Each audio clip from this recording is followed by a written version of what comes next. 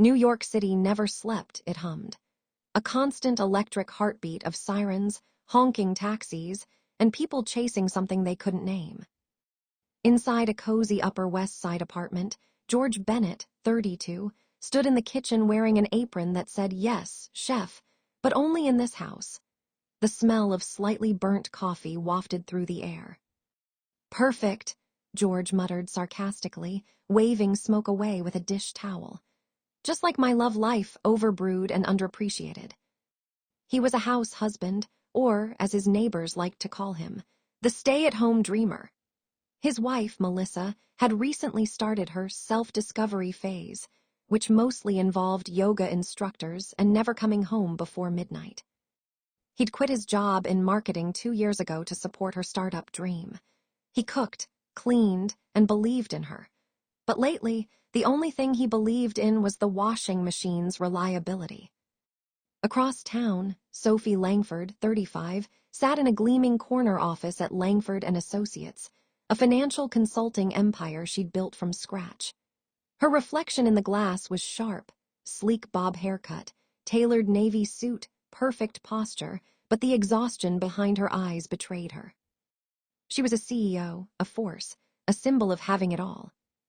Except as her assistant whispered nervously, "Your fiancé just canceled dinner. Again." Sophie sighed and forced a smile. "Of course he did. Tell him I'll eat my success instead."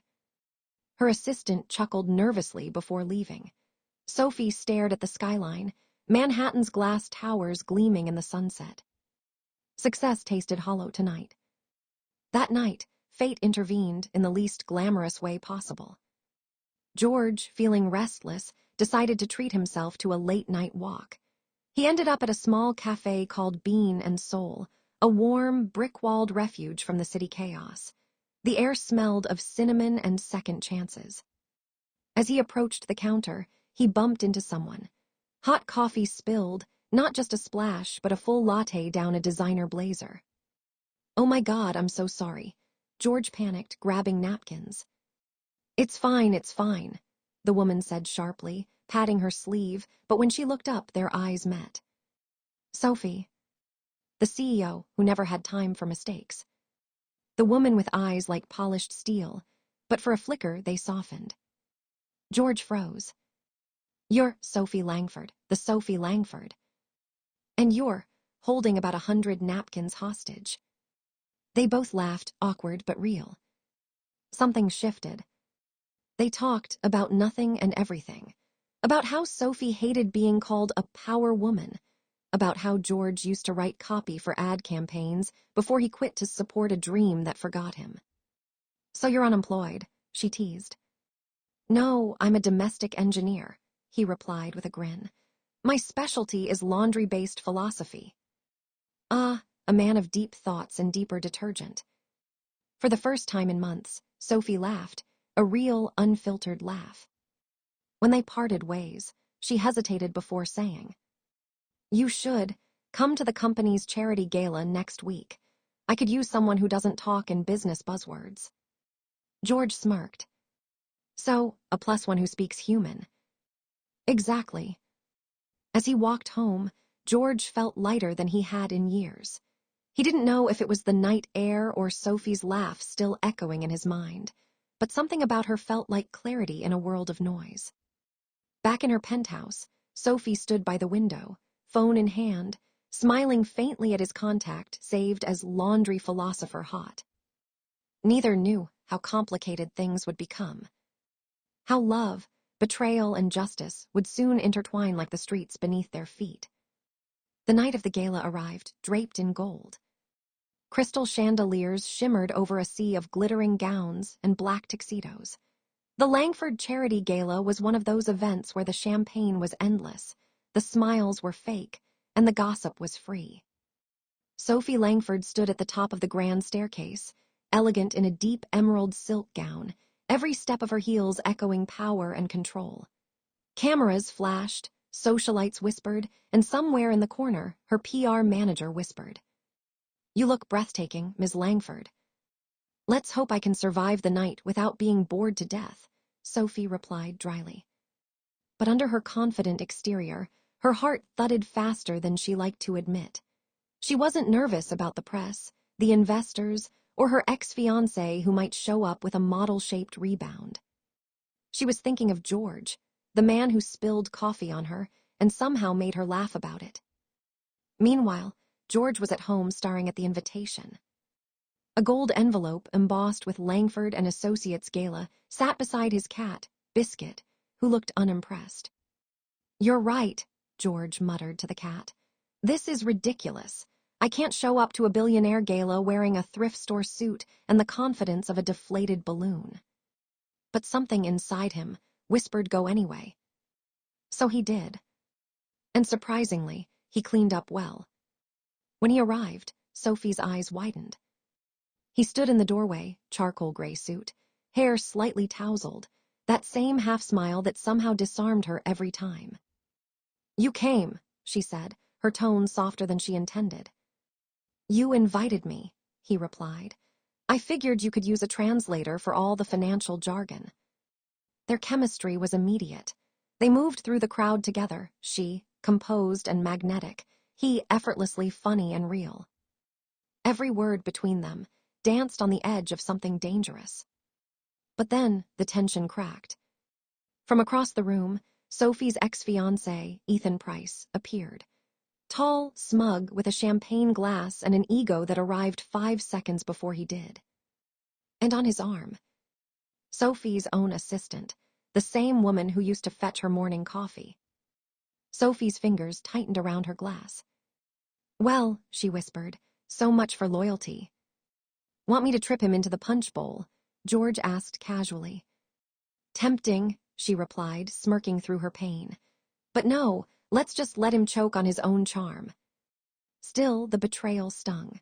The quiet humiliation of seeing someone she trusted, someone she had loved, parading around like a tabloid headline burned in her chest. George noticed her silence. "You okay?" "I've been better," she admitted. "But this is life, isn't it? You give people everything and they still choose cheap imitations."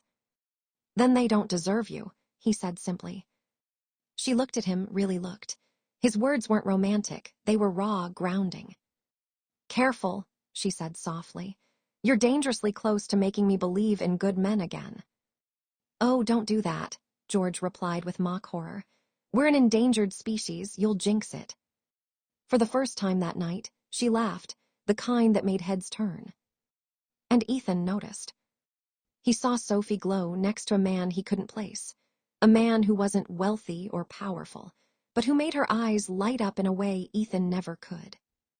Later that night, as the gala ended, Sophie and George stood outside under the city lights. The Manhattan skyline shimmered behind them like a living painting. "Thank you," she said, her voice quieter now, "for being here, for not pretending." "Thank you for letting me crash your empire," he teased. "You didn't crash it," she replied, looking at him with a hint of warmth. "You reminded me it's built on something human." There was silence, that electric kind that exists right before a kiss. But Sophie looked away first. "You should go," she said softly. "You don't want to get caught up in my world." "Maybe your world needs a little chaos," George said with a smile before walking away. She watched him disappear into the night, her heart oddly heavy, because for once, someone had made her feel seen. And she hated that she wanted more. Rain whispered against the windows of Sophie's penthouse, soft, steady, and cinematic, like the city was setting the stage for something it already knew would hurt. Sophie stood in the kitchen, yes, her kitchen, holding a pan like it was a foreign object. The CEO who could manage a billion-dollar merger couldn't fry an egg to save her life. "Cooking is chemistry," she muttered to herself, "and I'm very good at chemistry." The egg hissed, popped, and then burned. "Okay," she sighed, "I'm firing myself." That's when the doorbell rang. She opened it, and there he was, George. Casual jeans, white shirt, rain-damp hair, holding a small bouquet of daisies. Simple, honest, and entirely out of place in her world of glass and gold. "You're early," Sophie said, smiling despite herself. "You said 7. I figured CEOs run on efficiency," he replied, grinning. And house husbands run on charm, apparently, she shot back. He looked around her penthouse, all clean lines, minimalist decor, and faintly intimidating elegance. Wow, he said. This place screams expensive furniture that nobody's allowed to sit on. That's accurate, she replied with a laugh. Come in before my neighbors think I hired another life coach. They ended up cooking together, if you could call it that. Sophie burned garlic twice. George teased her relentlessly, and somehow the laughter filled the spaces that loneliness had carved in both of them. You know, George said, stirring the sauce like a pro, for a CEO, you're surprisingly bad at taking control of a kitchen. Oh, I'm delegating, she replied. That's called leadership. The way he looked at her then, amused, warm, a little odd, made her heartbeat stumble. Dinner wasn't perfect, but it was real. They talked for hours, about his failed marriage, her brutal climb to the top, the emptiness of success, the absurdity of life. Then, just as the night softened into something fragile and beautiful, Sophie's phone buzzed. She glanced at the caller ID and froze. Melissa Bennett. George's wife. That's my wife, George said awkwardly. Why do you have her number? Sophie frowned. She's a potential client. She booked a consulting session for her new skincare startup last week. I didn't realize. They stared at each other, realization dawning slowly, painfully. Wait, George said, half laughing in disbelief. Melissa's meeting with you, Sophie Langford, the woman whose gala I crashed.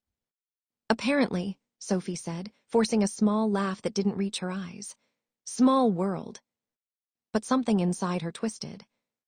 Because she suddenly remembered the name, Melissa Bennett. The client who'd been bragging about, finally dating someone who matters. The one who had mentioned leaving her boring husband who played house all day. Sophie's throat tightened. George, she said quietly, there's something I think you need to hear. He looked at her, confused. And then Sophie showed him the latest message from Melissa's client file. A chat excerpt between Melissa and Sophie's assistant. Melissa, he still doesn't know.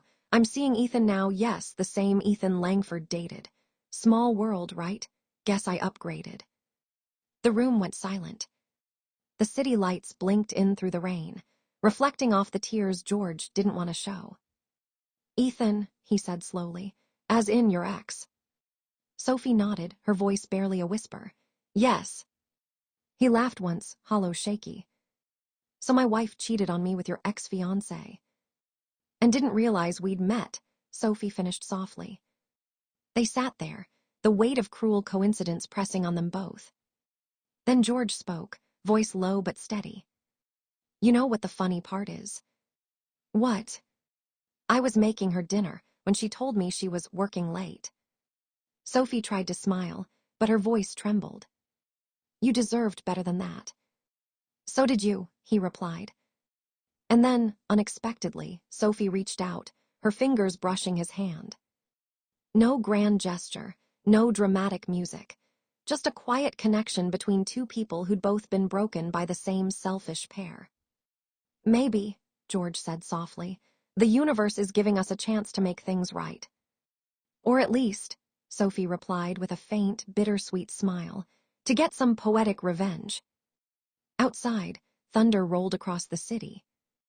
Inside, two wounded souls sat close enough to feel the warmth of each other, both realizing that this dinner had changed everything. Morning came slow, gray and strangely peaceful. George hadn't slept. He sat by Sophie's window, watching the skyline fade from night's darkness to the pale glow of dawn. Below, the city moved on, people chasing subways, deadlines, dreams, while his world had just collapsed and rebuilt itself overnight. Sophie walked in, barefoot, coffee in hand, her silk robe brushing the floor. She looked effortlessly composed, but her eyes told another story. She hadn't slept either. You look like you wrestled your emotions all night, she said softly. Yeah, George replied, rubbing his face. They won, by the way. She chuckled, tired but real, and handed him a mug. Drink, it's not burnt this time. So you're improving, he teased. Don't push your luck. They sat in silence for a moment, sipping coffee, the weight of everything unspoken hanging between them. "You really think Melissa and Ethan?" George began. "Oh, I don't think," Sophie interrupted. "I know, Ethan's ego wouldn't survive without an audience, and Melissa, she's the kind who confuses charm for depth." George smirked. "That's painfully accurate." Then Sophie leaned forward, her tone shifting from comfort to something sharper, calculated, dangerous, and brilliant. "George, what if we stop letting them win?" "What do you mean?" "I mean," she said, eyes gleaming, "what if we give them a taste of poetic justice, the kind that doesn't just hurt their pride but teaches them?" George raised an eyebrow. "You're talking revenge." "I'm talking balance," she corrected. "You're a strategist at heart, I'm a businesswoman. Together, we can orchestrate something they'll never forget." He hesitated, torn between bitterness and morality. "You're suggesting I work with a woman whose ex slept with my wife to ruin them both?" "Yes," she said plainly, sipping her coffee. "Exactly that." Then she smirked. "Besides, it's practically therapeutic." By noon, they were in Sophie's glass-walled office downtown, surrounded by spreadsheets, client lists, and enough confidential data to make Wall Street blush. "Step 1, Sophie said, packing. "Ethan's firm is trying to partner with a European investor. I happen to know they value transparency. If they find out he's been falsifying his client reports..." "He's finished," George completed, catching on. "Exactly." Sophie turned to him. "You can help me dig through his old files. He used to send me drafts before I dumped him. He was sloppy." "And Melissa?" "Leave her to me," Sophie said with a wicked grin. "She's been using my company's name to pitch her brand to my investors. That's not ambition, that's fraud." George couldn't help but smile. "You're terrifying when you're focused." "That's the nicest thing anyone said to me all week," she quipped. They worked for hours, side by side, screens glowing, plans forming. The more they uncovered, the clearer the picture became. Ethan had been using Sophie's old contacts for shady deals, and Melissa had been promising connections through Langford and Associates to secure her startup funding. It wasn't just betrayal, it was business war. And Sophie Langford never lost a war. At sunset, they took a break. Sophie poured 2 glasses of wine, her sharp confidence softening in the amber light. "You know," George said, watching her, "you could have just walked away." "And let them keep walking over us," she replied. "No, some lessons deserve an audience." He laughed quietly. "You sound like someone who's planned revenge before." "Once," she admitted, "against a board member who called me emotional. Let's just say his next meeting was with unemployment." He grinned, admiring her fierceness. "Remind me never to get on your bad side." "Oh, you're safe," she said softly. "You're the first man who didn't underestimate me." The air between them shifted. Their eyes met, not with the heat of impulse, but with the quiet recognition of 2 souls who'd both been scarred and were somehow healing each other in the process. "Sophie," George said quietly, "if we do this, it's not just about revenge, is it?" "No," she said, her voice barely a whisper. "It's about taking back control." And maybe, though neither admitted it aloud, it was also about finding peace in each other's chaos. The next week in New York was all chaos, but the calculated kind. Sophie stood in front of her office window, watching the rain-slick city below. She looked composed, sharp suit, flawless lipstick, but inside she was electric. George sat across from her, laptop open, coffee in hand, his casual calm balancing her intensity. "Okay," George said, scrolling through files. "Step 1, we leak Ethan's creative accounting documents to the European investors under an anonymous source." "Already done," Sophie replied, smirking. "By the time he wakes up, his inbox will look like a war zone." "You scare me sometimes," George said, half joking. "Good," she shot back. "Fear maintains respect." They shared a grin, 2 conspirators fueled by caffeine, justice, and something dangerously close to chemistry. Later that afternoon, Sophie handed George an invitation. "What's this?" he asked. "Melissa's product launch event," she said sweetly. "You're coming as my guest." "Oh no, no," George said, backing up. "You want me to face my cheating wife in public?" "Correction," Sophie said, stepping closer. "I want you to look like the man she regrets losing. There's a difference." George blinked. "You're serious." "Deadly." That evening, Soho buzzed with photographers and influencers. The event was extravagant. A rooftop garden draped with fairy lights, champagne towers, and people pretending to care about organic skincare. Melissa stood near the center, glowing in a silver dress, camera flashes bouncing off her smile. Beside her, Ethan Price, perfectly smug, holding a glass of wine and pretending he wasn't panicking about the rumors now swirling through his company. Then the crowd parted, and Sophie Langford entered, confident, radiant, and lethal in a crimson dress that looked like it had been designed for vengeance. Every head turned, and behind her, in a perfectly tailored suit, came George. Melissa froze mid-laugh. Ethan nearly dropped his drink. "Sophie," Melissa stammered, forcing a smile.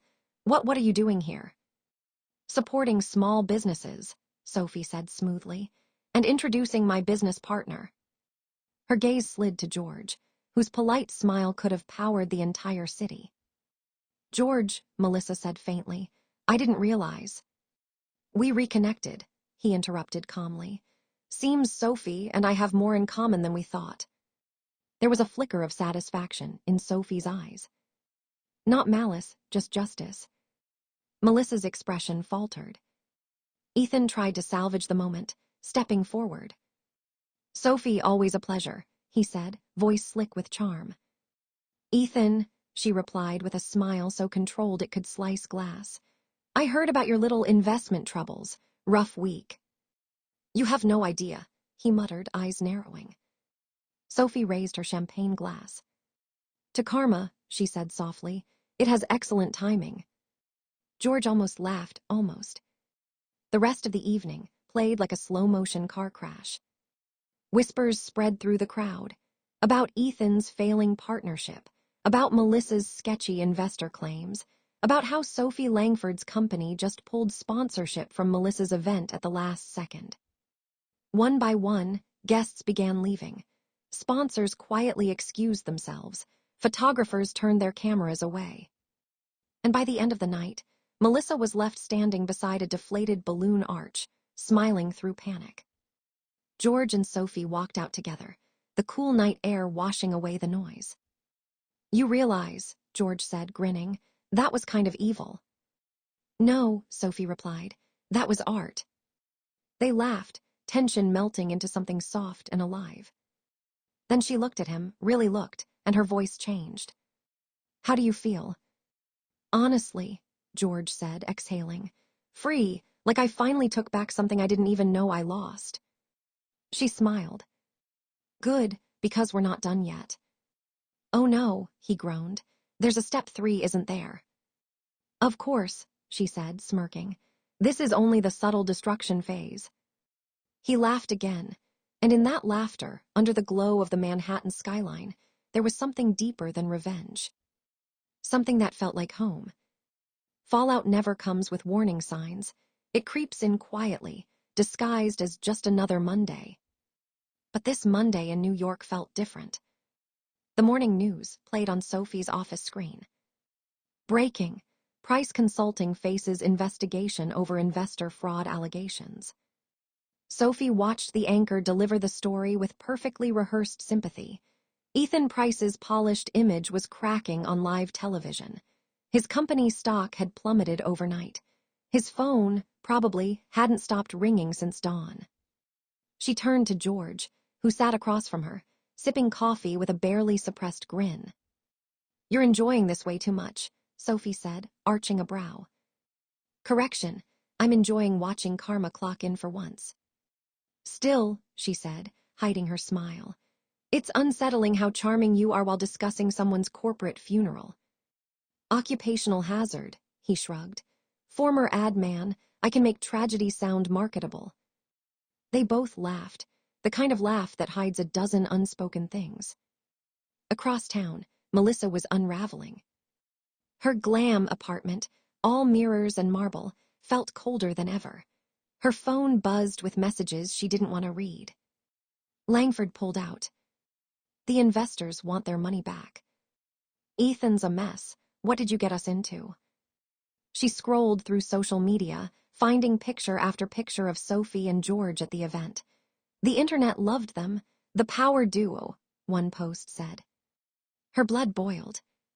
He was supposed to be mine, she whispered to herself. He's a nobody. But even she didn't believe it, because George had something Ethan never did: quiet dignity. He didn't need to boast, threaten, or manipulate. He just was. And that's what terrified her. Meanwhile, Sophie and George were taking a rare break, a quiet lunch at a small midtown cafe. It was raining outside, and for once, neither of them cared about the rest of the world. So, George said between bites, what's next in Operation Justice? Actually, Sophie said softly, nothing, it's over. Over, he repeated, surprised. You mean we won? No, she replied. We ended it, there's a difference. She looked out the window, raindrops tracing patterns down the glass. If we keep going, we'll just become them, bitter, spiteful, hollow. I'm done being angry. George studied her, the way her shoulders relaxed, the faint tremor in her voice. You're not angry, he said quietly. You're hurt. She blinked, caught off guard. Excuse me. You pretend it doesn't bother you, he said, leaning forward. But you built everything on loyalty and hard work, and both those people used you. That's not something you shake off with a glass of wine. Sophie opened her mouth to argue, then stopped, because he was right. The walls she'd spent years building suddenly felt paper-thin. And George, calm, grounded George, saw right through them. You're annoyingly insightful, she muttered, trying to hide the tremor in her tone. Comes with folding laundry and reflecting on my tragic existence, he said lightly. She laughed softly at first, then freely. And that's when she realized how much she needed that laugh. Hours later, they walked together through Central Park, umbrellas brushing as they talked about everything except the storm they'd just survived. You know, Sophie said, you could have left, you didn't have to help me. I didn't do it for you, George said quietly. I did it for me, for closure, for the version of me that thought being kind meant letting people walk all over me. She looked at him, admiration flickering in her eyes. You're a better man than most of the ones I've met in boardrooms. Low bar, he teased. True, she admitted, smiling. They stopped near the fountain, the rain slowing to a mist. Sophie's hand brushed his arm, tentative, almost accidental. Thank you, she whispered, for reminding me what real feels like. You don't need me for that, he said. You just forgot it was allowed. Their eyes met, and for a heartbeat the world stopped. The sound of rain, the hum of the city, the smell of wet pavement, all faded into the quiet gravity pulling them closer. Sophie didn't kiss him. Neither did George. But the air between them held every unspoken promise of it. That night, Ethan's company was officially suspended for audit. Melissa's brand lost all sponsorship. But Sophie and George didn't celebrate. They simply sat in her living room, watching the skyline in silence. For the first time, revenge didn't feel like victory. It felt like closure. And something new, something frighteningly beautiful, began to take its place. For weeks after the fallout, life slowly began to settle, or at least pretend to. Ethan's firm was under investigation. Melissa had gone silent, her empire of selfies and sponsorships crumbling into hashtags of pity. New York, indifferent as ever, just kept moving. But for Sophie Langford and George Bennett, something deeper was shifting. The chaos had ended, but the connection hadn't. Every late-night text, every accidental coffee meeting, every shared glance that lingered a second too long. They were walking a line neither dared to cross. It started innocently. Sophie needed help drafting a PR response about her unrelated involvement in Ethan's case. George, now consulting for a small marketing firm again, offered to help. They spent evenings in her penthouse, laptops open, jazz humming in the background. "You know," George said, typing, "this whole professional distance thing we're pretending to have, not very convincing." "Speak for yourself," Sophie said without looking up. "I'm doing great at being emotionally unavailable." "Uh-huh, you're the woman who just alphabetized my snack drawer." "That's not emotion," she shot back. "That's efficiency." He grinned. "Sure, CEO." The banter was their safety net, the only thing keeping them from falling into something they both knew was dangerous. One night, the conversation turned serious. Sophie leaned back, watching the skyline glow through her floor-to-ceiling windows. "You ever think about what's next?" "Next?" he asked. "After the revenge, after the noise, what happens when the storm ends?" George thought for a moment. "I think maybe you start over, quietly. No drama, no big plans, just peace." She looked at him, the honesty in his voice, the steadiness in his eyes. "You make peace sound so simple." "That's because you're used to chaos." Something about that hit her harder than she expected. She built her life on control, power, discipline, but with George, none of it mattered. He didn't want her success, her status, or her company. He just wanted her. A few days later, they met again, this time at a small Brooklyn bookstore cafe. Sophie wore jeans and a hoodie for the first time in years. George looked at her like she'd just reinvented sunlight. "What?" she asked, sipping her latte. "I've never seen you without 10 layers of armor," he said with a grin. "It's laundry day," she deadpanned. "Uh-huh, sure, totally not a metaphor." She rolled her eyes, but she smiled too. They spent the afternoon surrounded by the smell of coffee and old paper, talking, laughing, trading stories. It wasn't about revenge or healing, just living. And somewhere between laughter and quiet, Sophie realized she was falling. That night, Sophie found herself packing her apartment, heart pounding. She called George. "Hey," he said, his voice soft through the phone. "I need to see you," she said quickly. "Now?" "Yes." He arrived 20 minutes later, slightly out of breath, rain on his shoulders. Sophie opened the door, her pulse thrumming like the city itself. "What's wrong?" he asked, worried. "Nothing," she said. "Everything." She hesitated, then stepped closer. "You make me forget who I'm supposed to be," she whispered, "and that scares me." George's voice was steady. "Maybe that's the point. Maybe who you're supposed to be isn't who you really are." For a long moment, they stood there, two people who had lost everything, finding something unexpected in the wreckage. Then, softly, Sophie said, "If I cross this line, there's no going back." He met her eyes. "Then don't go back." She kissed him. Not like in the movies, not desperate or perfect, but real, honest. A kiss that said, "I've been alone too long." The city roared outside, but inside, time finally stood still. When they pulled apart, Sophie smiled, tears in her eyes, laughter in her throat. "You realize this is wildly unprofessional." "I'll file an HR complaint tomorrow," George murmured. They both laughed, collapsing into each other's arms. For once, not CEO and house husband, not victim and survivor, but just two people trying to start again.